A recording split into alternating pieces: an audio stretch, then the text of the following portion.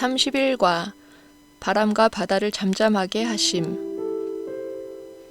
마가복음 4장 35에서 41절 말씀.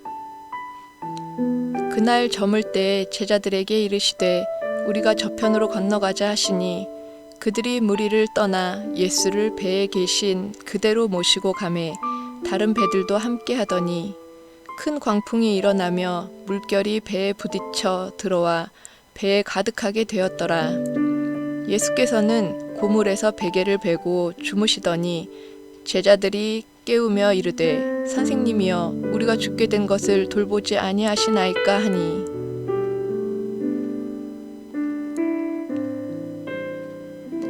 예수께서 깨어 바람을 꾸짖으시며 바다더러 이르시되 잠잠하라 고요하라 하시니 바람이 그치고 아주 잔잔하여지더라.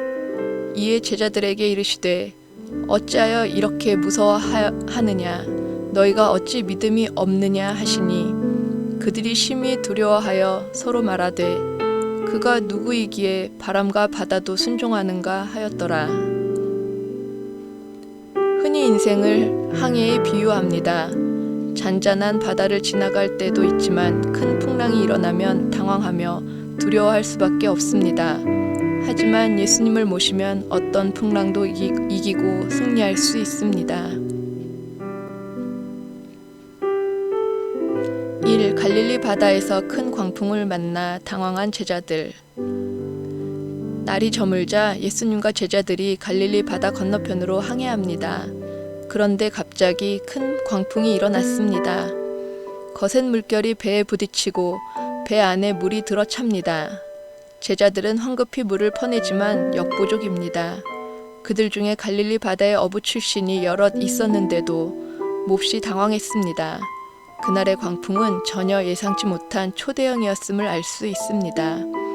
우리가 인생을 항해할 때도 이처럼 갑자기 고난이 닥쳐옵니다.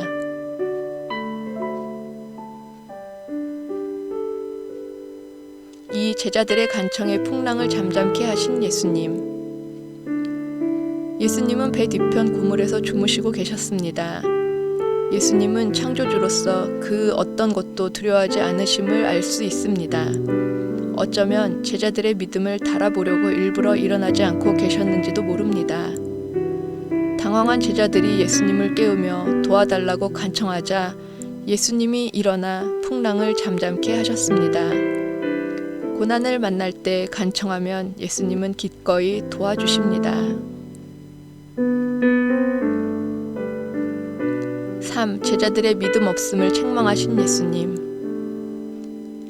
예수님은 풍랑을 잠잠케 하신 후 제자들의 믿음 없음을 안타깝게 여기시며 말씀하셨습니다.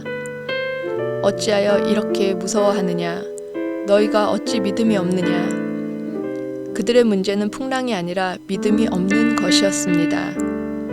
제자들은 예수님이 누구시기에 풍랑조차 다스리시는지 놀라워합니다. 아무리 큰 풍랑이 일어나도 예수님이 전능하신 창조주이심을 믿는다면 두렵지 않습니다. 침착하게 간구함으로 도우심을 받고 승리할 수 있습니다.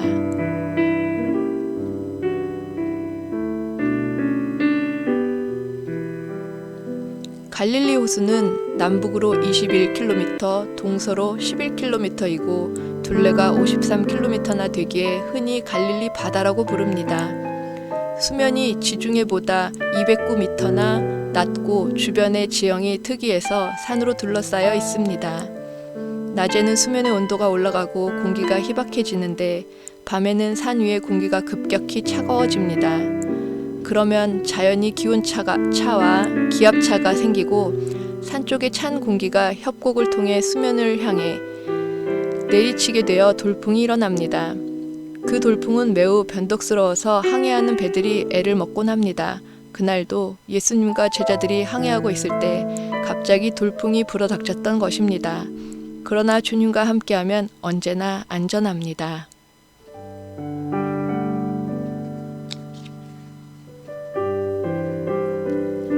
제자들이 예수님을 모시고 갈릴리 바다를 항해할 때 어떤 일이 생겼습니까?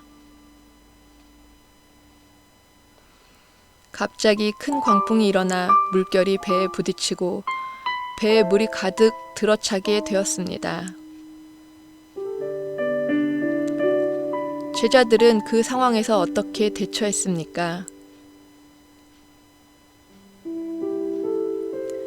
갑자기 닥친 위기를 대처하기에 역부족임을 깨닫고 주무시는 예수님을 깨우며 도움을 요청했습니다. 깨어나신 예수님은 그 위기를 어떻게 해결해 주셨습니까? 말씀으로 바람과 바다를 잠잠하게 하시고 제자들의 믿음 없음을 책망하셨습니다.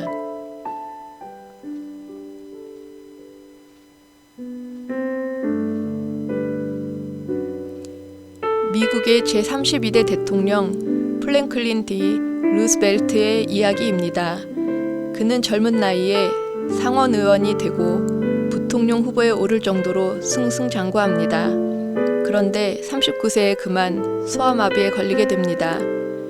인생의 항해 중에 큰 광풍을 만난 것입니다. 절망으로 칩거하던 중에 아내 엘리나가 그에게 믿음과 용기를 북돋워 주었습니다.